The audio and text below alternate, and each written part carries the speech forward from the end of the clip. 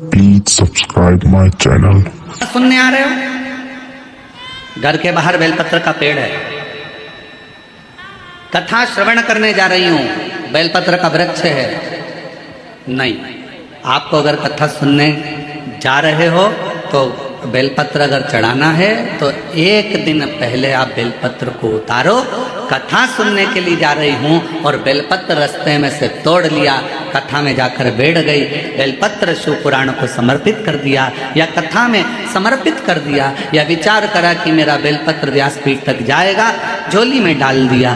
ध्यान रखना, कथा सुनने के लिए आ रही हो, सामने बेलपत्र का वृक्ष दिख गया, उसको झुककर प्रणाम करो, नमन करो और कहो मेरे बाबा, मेरे शंभु, आपका दर्शन कर कर जा रही हूँ। मैं जानती हूँ इस बेलपत्र के वृक्ष में गौरी शंकर हैं, मैं जानती हूँ इस बेलपत्र के वृक्ष में नारायण लक्ष्मी है, मैं जानती हूँ इस बेलपत्र के वृक्ष में 64 योगनियाँ है, मैं जानती हूँ इस बेलपत्र के वृक्ष के तने में स्वयं कुबेर बैठकर साधना करता है। इस बेलपत्र के वृक्ष को मैं नमन करती हूँ। बाबा, आपसे प्रार्थना करती हूँ कि मैं कथा सुनने के लिए जा रही हूँ, जब मैं कथा सुनकर वापिस आऊं ना, हे बेलपत्र महारानी, हे बेलपत्र के वृक्ष, हे शंकर, ऐसी कृपा करना कि मेरी खाली झोली को भंडार से भर देना, उसको नमन करो।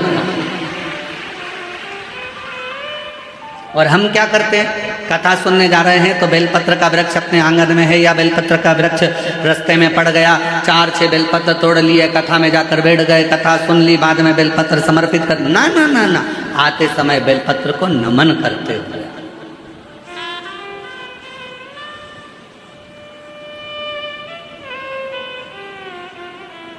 प्रणाम करते हुए।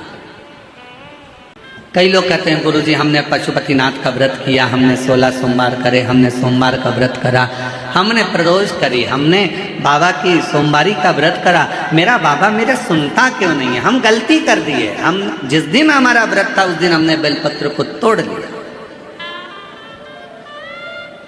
उतार लिया, हम भूल गए।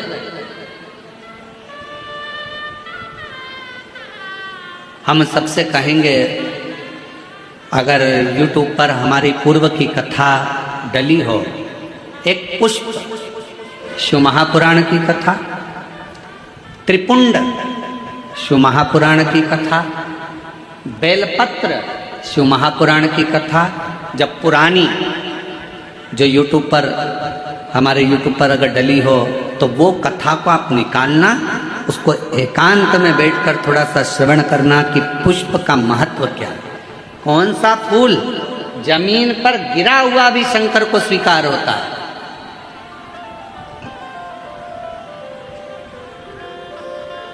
कौन सा पुष्प शिव को किस स्थान पर चढ़ाया जाए?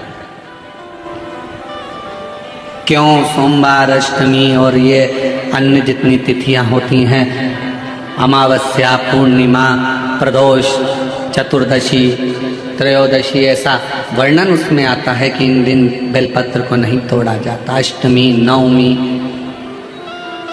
ये तिथियां हैं, क्यों नहीं तोड़ा?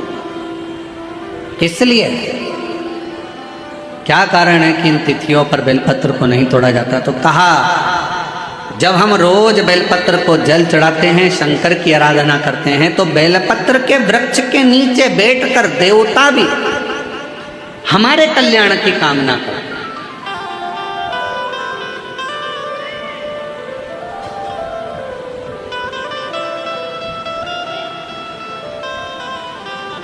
कितनी बड़ी बात लिखी है।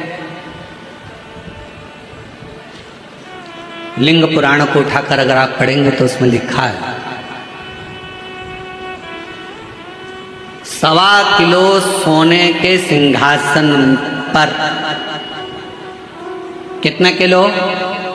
जम के बोलो जरा, आवाज नहीं आई। 1.25 किलो सोने के सिंहासन पर मखमल का गद्दा बिछाकर एक शालिग्राम भगवान की मूर्ति, शालिग्राम भगवान की शिला रखकर उस पर सोने का छत्र आधा किलो का लगाकर हीरों और पन्नों से शालिग्राम भगवान का श्रृंगार कर कर किसी को दान करने का फल मात्र एक बेलपत्र शंकर के मंदिर में चढ़ाने से प्राप्त हो जाता है।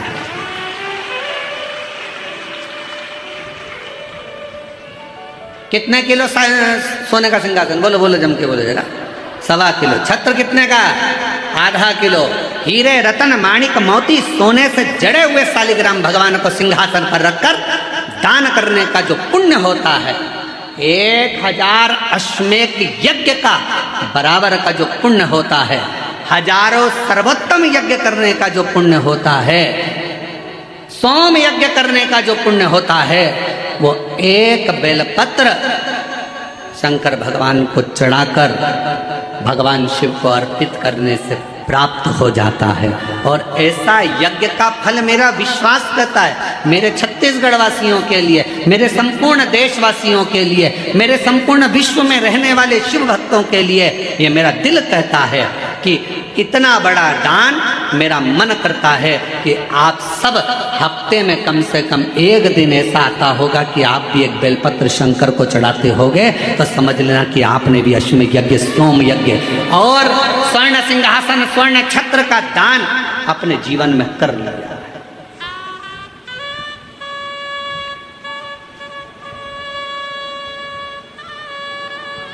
तीन वचन भगवान शिव ने पार्वती जी को दिए हैं, सावधानी से सुनिएगा उन वचनों को।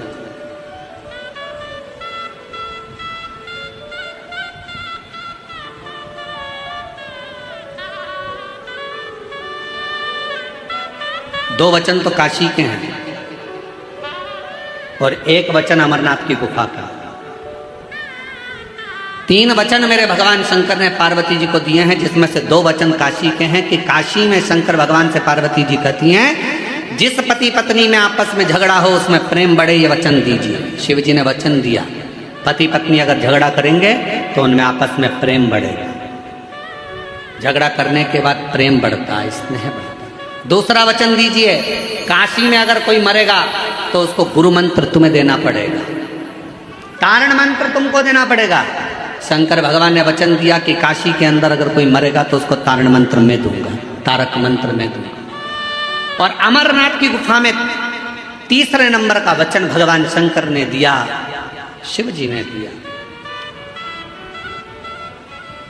बाबा जग कल्याण के लिए एक वचन चाहिए। क्या?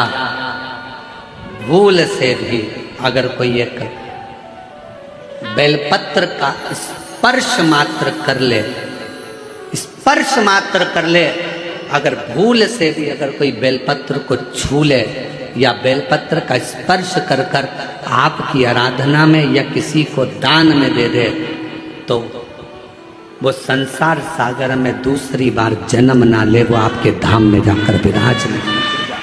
वचन दीजिए। पुनरपि जननम पुनरपि मरणम के प्रपंच से छुड़ा देता है एक बेलपत्र का पौधा।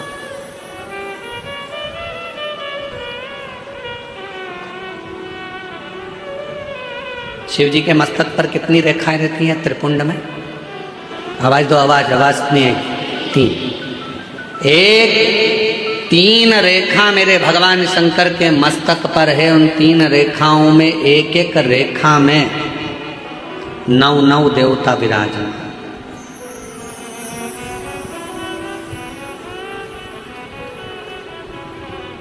एक रेखा में 9 देवता, दूसरी रेखा में 9 देवता, तीसरी रेखा में 9 देवता। ऐसे शिव जी की त्रिपुंड रेखाओं में 27 देवताओं का वास।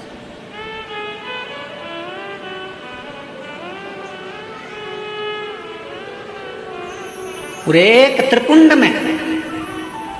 आप रोड पर से चल के आते हो, बहुत सारे तिलक लगाने वाले आपको मिलते हैं, उन्होंने अपनी थाली में फूल रख रखा है, ऐसा फूल रख रखा है, उस फूल से आपका पूरा सिर रंग देते हैं। बोलो बोलो, सही है कि गलत है? अरे बोलो तो जम के। ऐसा सिर रंग देते हैं और आप उनसे कुछ कहती भी नहीं हो। आपको कहना चाहिए ये सिर रंगने से कुछ नहीं होगा, अगर कुछ करना है तो अपने हाथ की 3 उंगलियां लीजिए और त्रिपुंड खींचिए।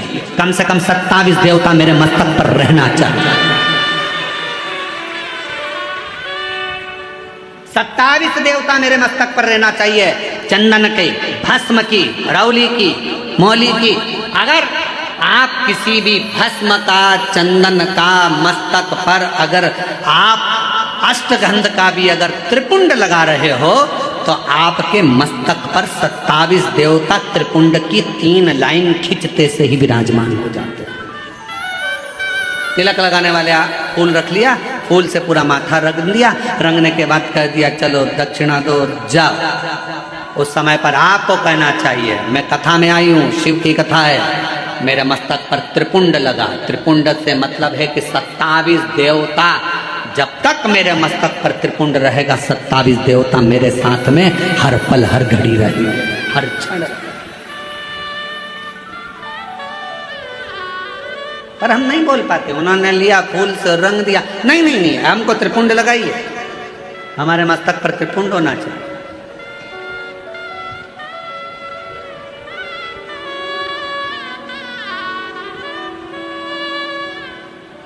शिव जी के मंदिर जा रहे हो, भगवान शंकर का जल है, उसको भी मस्तक पर त्रिपुंड के भाव से लगा सकते। भस्म है, भाव से लगा सकते।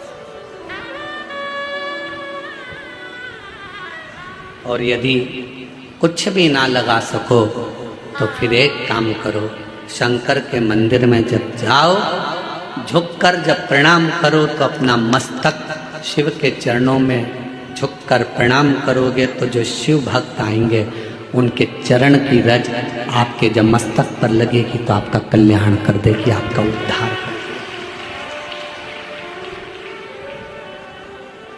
कल्याण कर देगी।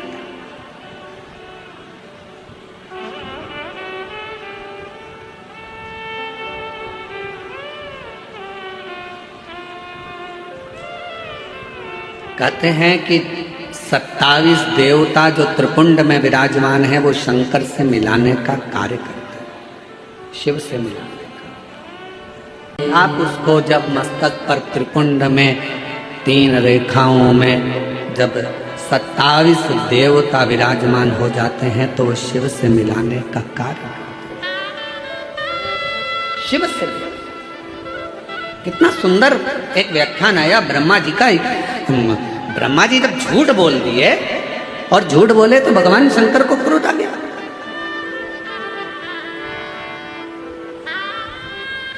पांव का नख तोड़ा, काल भैरव प्रकट करा, काल भैरव ने अपने हाथ का नख तोड़ा, ब्रह्मा जी का सिर काट दिया। सिर लुढ़कते लुढ़कते गया तो कर्मनाशा नदी बन गई जो आज भी उत्तर प्रदेश में बहती।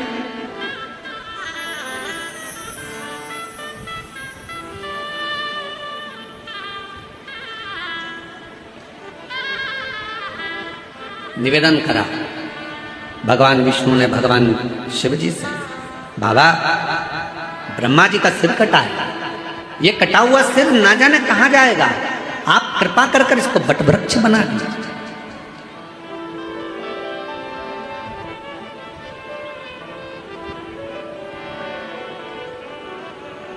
इसको वटवृक्ष बना दो,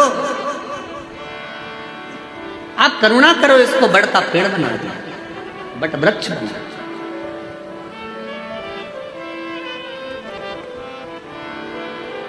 शिव जी ने भगवान नारायण की बात सुनकर ब्रह्मा जी के कटे हुए सिर को बड़ का पेड़ बना दिया। शंकर भगवान उसी बड़ के पेड़ के नीचे विराजमान हो गए। शिव जी का नाम बटकेश्वर महादेव। बटकेश्वर महादेव एक नाम शंकर जी का ऐसा है जो व्यक्ति के कर्जे को समाप्त करता है।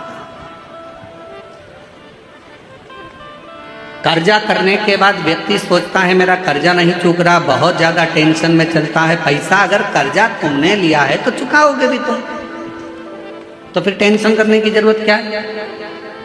ज्यादा कर्जा हो गया महाराज, अब क्या करें। पति और पत्नी इतने डिप्रेशन में पहुंच गए कि आखिरी में अपने शरीर को ही त्याग दिया, मरने की तैयारी कर ली। ना ना ना, शिव महापुराण की कथा कहती है कर्जा तुमने करा है, कर्जा तुमने लिया है, चुकाओगे भी तुम, घबराना नहीं। कर्जा ज्यादा हो जाए तो बड़ के पेड़ के नीचे श्री शिवाय नमस्तुभ्यम का जाप करिए। बट वृक्ष के नीचे अगर कोई शंकर का शिवलिंग है उसका पूजन करिए। बट वृक्ष के नीचे कोई भगवान शंकर का अंश अवतार श्री हनुमान जी महाराज भी अगर किसी बट वृक्ष के नीचे विराजमान है उसका स्मरण करिए। शंकर का ही अंश स्वरूप आद्य शक्ति दुर्गा भवानी भी अगर बट वृक्ष के नीचे आद्य शक्ति भी बैठी हुई है तो उसका भी स्मरण करिए। बट वृक्ष के नीचे कोई देवता अगर विराजमान है उसका पूजन करिए, उसकी आराधना करिए, उसकी अर्चना करिए, उसका फल आपको मिलेगा, कर्जे से मुक्ति होगी। आप यह ना सोचिए कि शंकर जी तो है ही नहीं, बढ़ के नीचे हनुमान जी मिल गए, हनुमान जी का स्मरण कर लो। देवी जी मिल गई, देवी जी का स्मरण कर लो। शिव जी मिल गए, शिव जी का। सब एक। शिव महापुराण की कथा किसी देवता को तोड़ना नहीं बताती कि राम अलग है कि कृष्ण अलग है कि शंकर अलग है कि देवी अलग है कि देवता अलग है। शिव महापुराण की कथा कहती है सब में शिवोहम शिवोहम शिवोहम, सब में शिव समाया है। कथा वाचने वाला भी शिवमय और कथा सुनने वाला भी शिवमय होता है, कथा करवाने वाला भी शिवमय होता है। कहीं शिव से परे कुछ भी नहीं। थोड़ा संघर्ष हो सकता है, थोड़ा कर्जा लिया है तो थोड़ा टेंशन हो सकता है, पर टेंशन बहुत स्मरण रखिए। बादल टूटता है तो पानी बनता। बोलो सही है कि गलत है? बादल टूटता है पानी बनता है। पृथ्वी पर मिट्टी टूटती है, अगर मिट्टी टूटती है तो अन्न बनता है। खेत को तैयार करने के लिए मिट्टी को तोड़ना पड़ता है।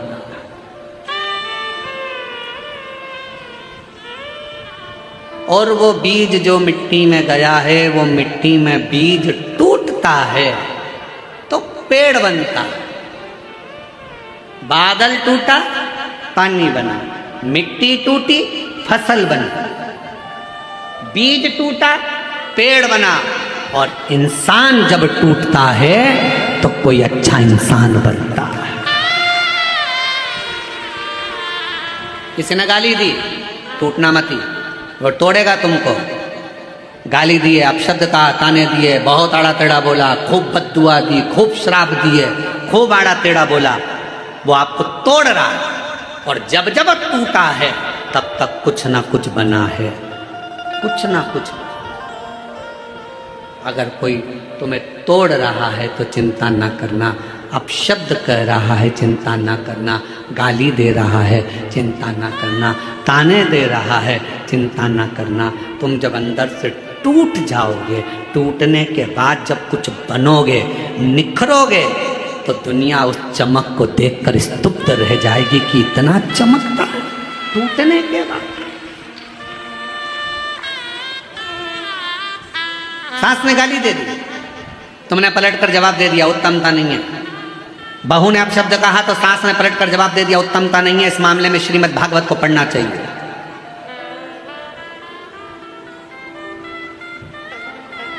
किस किस ने सुनी है श्रीमद् भागवत कथा? जरा हाथ उठाओ।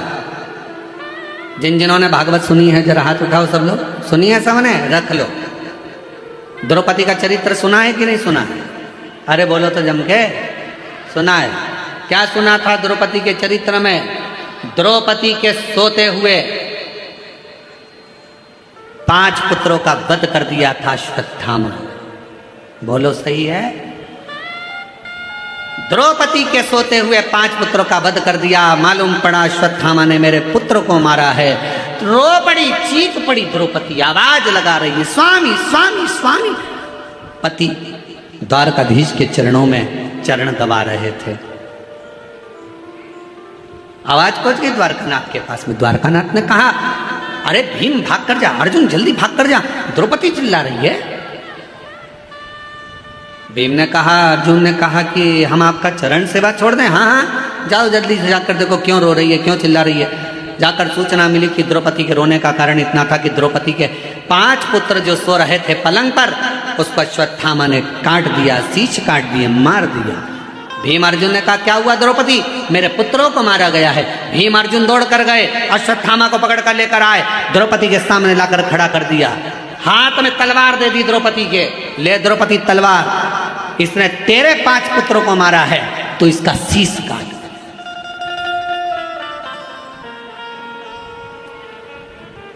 सुनिए श्रीमद् भागवत। अरे बोलो तो, ए द्रौपदी, इसने तेरे बेटों को मारा है, तो इसका शीश काट। ये ले तलवार, और तलवार लेकर काट शीश, मार दे। द्रौपदी तलवार को नीचे फेंक दी। द्रौपदी ने तलवार को नीचे फेंका, और तलवार को नीचे फेंक कर द्रौपदी ने भीम से कहा क्या कह रहे हो, अश्वत्थामा को मार दूं?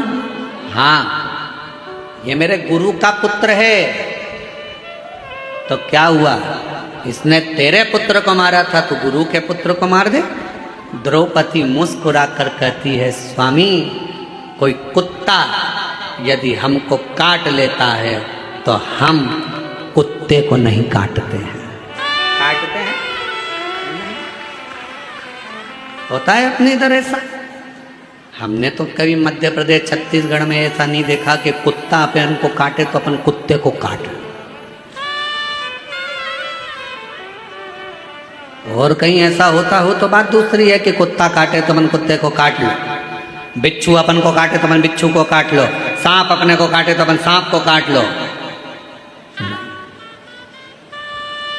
ये हमारा सनातन धर्म नहीं सिखाता, ये मेरा शंकर की कथा नहीं सिखाती कि कोई कुत्ता यदि हमको काटे तो हम कुत्ते को काटें। ये श्रेष्ठता नहीं है। शिव महापुराण की कथा कहती है, कोई अपशब्द कहे, कोई ताने दे, कोई गाली दे, कोई आड़ा टेढ़ा बोले, उस समय पर द्रौपदी जैसा विचार रखना, तलवार को नीचे पटक देना और कह देना कि समय आएगा सब बताएगा, इसके मस्तक पर लगी हुई मणि को निकाल लो।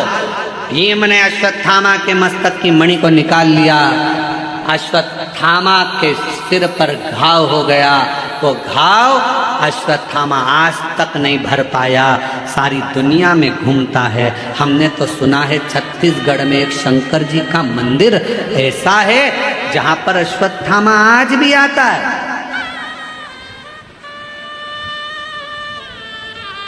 छत्तीसगढ़ की भूमि पर एक शिव का मंदिर ऐसा है जो पहाड़ों पर, पर्वतों पर, अमरनाथ केदारनाथ जैसा पहाड़ों के मध्य में है, और वहाँ आज भी अश्वत्थामा आता है और वहाँ के दियों का घी लेकर अपने मस्तक पर लगाता है।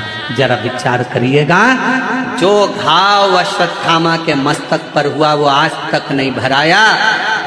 अब शब्द कहने वाले की जिंदगी में एक घाव उसकी दिल में अपने आप हो जाता है, वो जीवन भर मरते दम तक नहीं भरा पाता है। कुत्ता काटे, आप कुत्ते को मत काटो। अब शब्द कहने वाले से शब्द ना कहिए, गाली देने वाले को गाली ना दीजिए, आड़ा टेढ़ा बोलने वाले को आड़ा टेढ़ा ना कहिए। थोड़ा धैर्य रखिए, थोड़ा इंतजार करिए, थोड़ा। अपने कर्म से पीछे मत हटो, अपना कर्म चलते चलते करते चलो। ये उसकी उदारता से मिला शरीर है। कोई गलती हमारे द्वारा होती है और हम दोष दूसरे को देते हैं। पशुपति व्रत नहीं करा, पशुपति व्रत, और व्रत करने के बाद अगर फल नहीं मिला तो दोष दे दिया, भगवान तो हमारी सुनी नहीं रहा, भगवान तो हमसे रूठ कर बैठा है, ना जाने मैंने किसका बिगाड़ा कर दिया, कौन को ऐसा क्या कह दिया कि भगवान मेरा साथ ही नहीं दे रहा। नहीं, गलती हमारी, हमने जरूर पशुपति व्रत वाले दिन बेलपत्र को तोड़ लिया होगा, बच्चों से कहकर तोड़वा लिया होगा, और वो बेलपत्र लेकर हम शिव के पास गए होंगे। हमारी साधना में से एक अंश कम पड़ गया होगा। मैंने सोमवार का व्रत करा और बड़े प्रेम से संकट सोमवार 16 सोमवार करे, 16 सोमवार मैंने भूखे रहकर करे, जरा सा दूध लेकर, चूरमा लेकर, प्रसाद लेकर, बेलपत्री लेकर, एक मिश्री की डली लेकर मैंने संकट सोमवार 16 सोमवार करे, बाबा ने मेरी नहीं सुनी, उसमें गलती मेरी होगी। मैंने सोमवार के दिन शाम को 16 सोमवार की पूजन कर रही थी और सुबह बेलपत्र तोड़वा लिया जरूर, इसलिए बाबा ने मेरी एक आराधना में थोड़ी सी चूक रह गई। आप आए नहीं, सुबह हो गई, मेरी पूजा की थाली धरी की।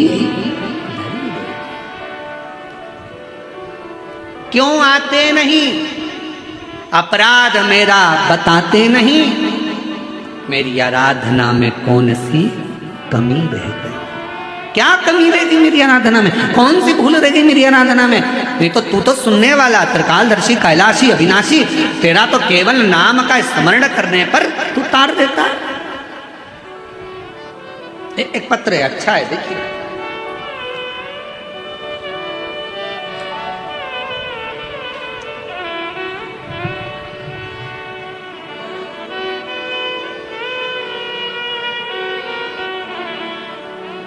श्रीमती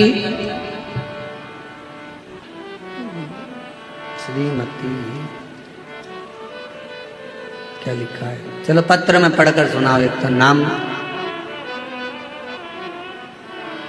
श्रीमती छाया है, छत्रा, अच्छा, श्रीमती छत्रा साहू, सेक्टर 11 भिलाई से आई हो। कहीं बैठी हो तो हाथ हिला सकती हैं। 2022 से कथा सुन रही। गुरुदेव, मेरा बेटा को 15 साल से मिर्गी का झटका आता था। 15 साल से मिर्गी का झटका आता था। बाबा की ऐसी कृपा हुई, बेलपत्र, शिव को एक लोटा जल और शिव महापुराण। कहीं बैठी हो तो बेलपत्र लेने के लिए आ सकती है। छत्रा साहू, सेक्टर 11 भिलाई से आ सकती है। बाबा की ऐसी कृपा हुई, 15 साल से जो मिर्गी का झटका मेरे बेटे को आता था, बाबा की कृपा से उसका झटका आना बंद हो गया। मैं बाबा को यहाँ प्रणाम करने के लिए आया। विश्वास, शिव की आराधना। एक पत्र और अच्छा है, देखिए।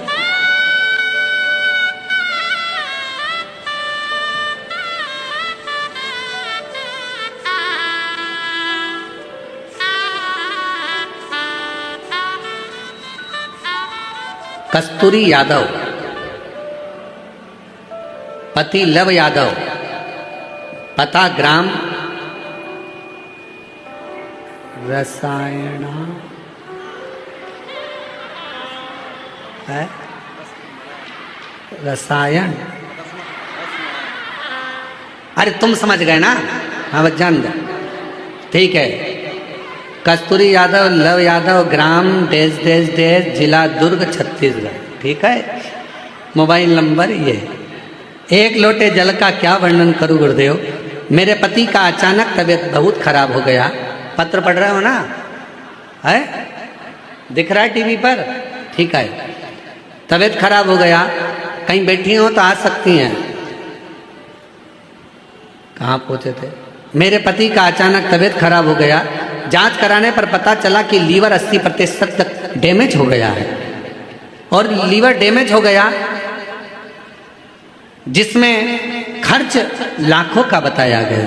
परेशान हो गए, अब करें तो क्या करें। फिर हमने कथा सुनना, रुद्राक्ष का जल, रुद्राक्ष लेकर आए। उस रुद्राक्ष का जल तांबे के कलश में रखकर शिव जी को चढ़ाते और पति को देना प्रारंभ करा। मैं बाबा को धन्यवाद देने के लिए आई हूँ गुरुदेव। हमें नहीं पता कि रुद्राक्ष का जल में ऐसा क्या है, पर एक बात कहती हूँ गुरुदेव, रुद्राक्ष का जल में ऐसा क्या है गुरुदेव, जो दवाई भी एक तरफ और रुद्राक्ष के जल ने मेरे पति का लीवर ठीक कर दिया।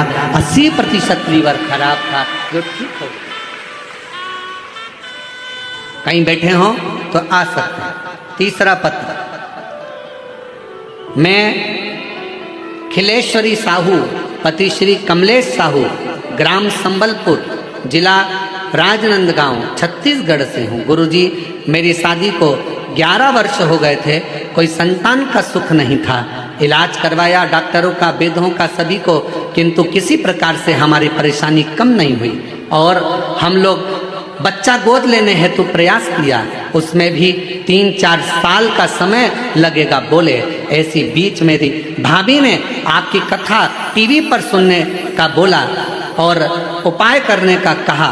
मैंने भी कथा रायपुर गुड़ियारी में जाकर सुनी और 5 दिन कथा सुनकर बाबा से विनती करी और बाबा की ऐसी कृपा हुई कि बाबा ने करुणा कर दी और 16 अगस्त 2023 को मेरे घर में 11 साल के बाद संतान की प्राप्ति हो गई। मैं बाबा को यहाँ प्रणाम करने के लिए आई हूँ। अगर कहीं बैठे हो तो आ सकते। कर्जा हो गया गुरुजी, कर्जा हो गया गुरुजी, बहुत तकलीफ है गुरुजी, बहुत तकलीफ है गुरुजी, बहुत तकलीफ है, बहुत कष्ट है, बहुत परेशानी है, बहुत तकलीफ है, बहुत तकलीफ है।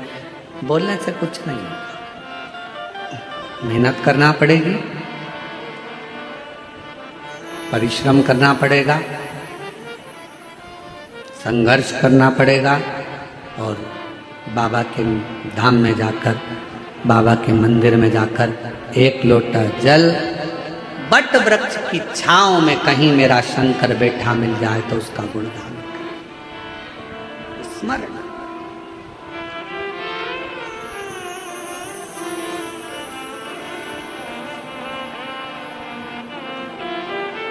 ध्यान देना थोड़ा सा। 3 वचन मेरे माता पार्वती जी ने शिव जी से मांग लिया।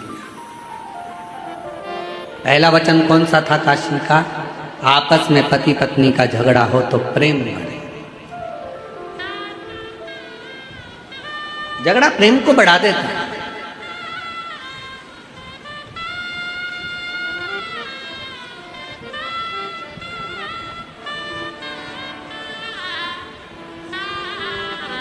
इसलिए हम कई बार माताओं से कहते हैं कितना भी झगड़ा हो जाए तो लड़के मायके मत जाओ।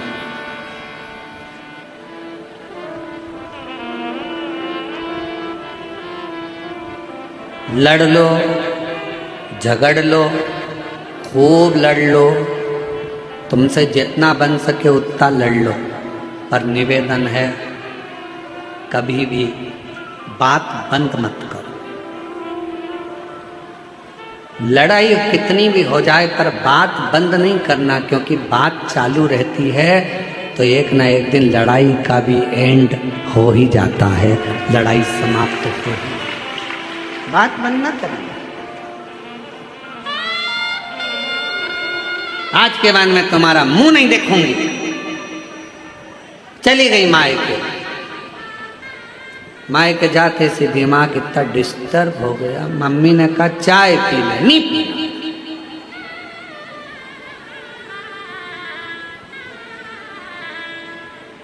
अब बोल के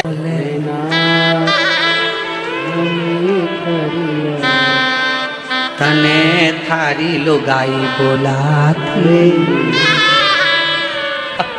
वो भी रो रही, वो भी आंख से आंसू आ रही है। मेरा पति मुझे फोन नहीं लगा रहा, याद नहीं कर रहा, तू बोल कर आई थी, तुम्हारा मुंह नहीं देखू, अब तुमसे बात नहीं करना। अरे लड़ाई कितनी भी हो जाए, कुछ भी हो जाए, पर मायके नहीं जाऊंगी, यहीं रहूंगी, छाती पे मूंग दलूंगी पर यहीं रहूंगी। और जितनी लड़ाई हो जाए ना, खाना बंद मत करो, क्योंकि एनर्जी उसी से आती है। अब मालूम पड़े लड़ाई में तुमने कह दिया मैं खाना भी नहीं खाऊंगी, लाई बेटी लाई बेटा लाया, मम्मी मम्मी मम्मी थोड़ा सा लो, मम्मी थोड़ा सा लो, मम्मी थोड़ा सा, मम्मी के नहीं खाना, बट क्या भले जाके खाना बंद कर दिया। अब तुम इतना लड़ोगी तो तुम्हारे में एनर्जी तो पूरी आना चाहिए ना, इसलिए कम से कम जिस दिन लड़ाई हो उस बार 4 बार खाओ, बल तो पूरा आना चाहिए। जिस दिन अपना व्रत हो उस दिन बेलपत्र को ना तोड़ना।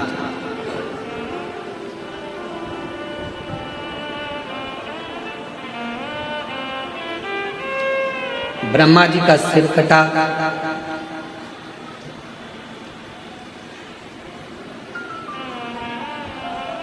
बट वृक्ष का पेड़ बना, शिव जी का उसके नीचे निवास हुआ। शिव जी का नाम बटकेश्वर महादेव। कौन से महादेव? बटकेश्वर।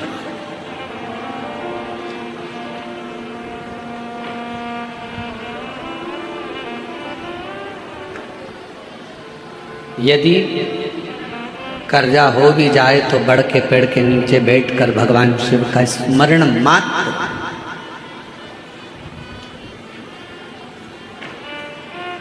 तीन वृक्ष कहे हैं, एक बेलपत्र का वृक्ष, एक पीपल का वृक्ष, एक बड़ वृक्ष, एक वट वृक्ष।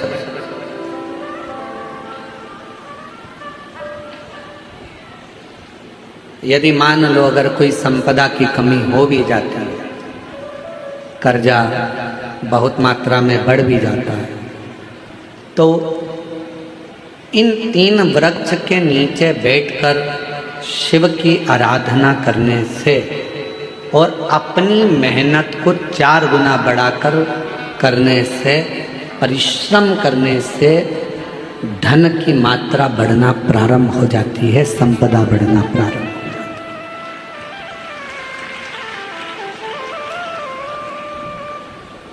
पर इन सब में सबसे मूल है आपका परिश्रम, आपकी मेहनत, आपका संघर्ष।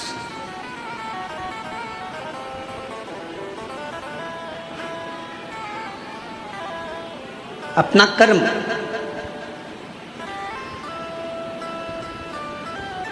ब्रह्मा जी का सिर कट गया,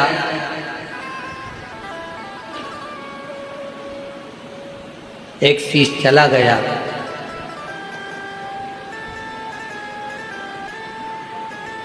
भगवान नारायण ने भगवान शिव से कहा, जो शीश रहे हैं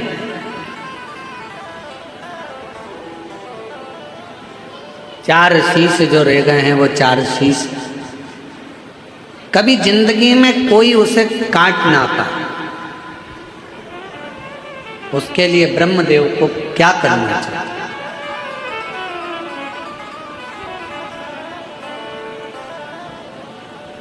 तब स्वयं भगवान शंकर ने कहा, ब्रह्मा के मस्तक पर शिव त्रिपुंड लगे, 27 देवता जो त्रिपुंड की 3 लाइनों में, 27 देवता जो त्रिपुंड की 3 लाइनों में विराजमान हो जाते हैं, तो उस शीश को काटने वाला संसार में जन्म नहीं ले पाता है। एक त्रिपुंड में वो बल होता है, एक त्रिपुंड के अंदर वो शक्ति होती है। और फिर निवेदन करें, जितने भी माताएं यहाँ कथा सुन रही हैं, जितने भाई शिव महापुराण की कथा में आए हैं, जितने जीजा जीजियाँ यहाँ आए हैं, बच्चे बेटा बेटी, मेरे बुजुर्ग माता पिता यहाँ आए हैं, या जितने भी शिव भक्त इस कथा को आस्था चैनल के माध्यम से, फेसबुक यूट्यूब के माध्यम से अगर श्रवण कर रहे हैं, तो निवेदन करूं कि शिव मंदिर का चढ़ा हुआ मात्र जल भी अगर आपके मस्तक पर सिंचन हो जाता है, या उस शंकर भगवान के चढ़े हुए जल का हम आचमन मात्र कर लेते हैं, तो हमारे शरीर की सारी इंद्रियों को वो जल साफ कर सकता है।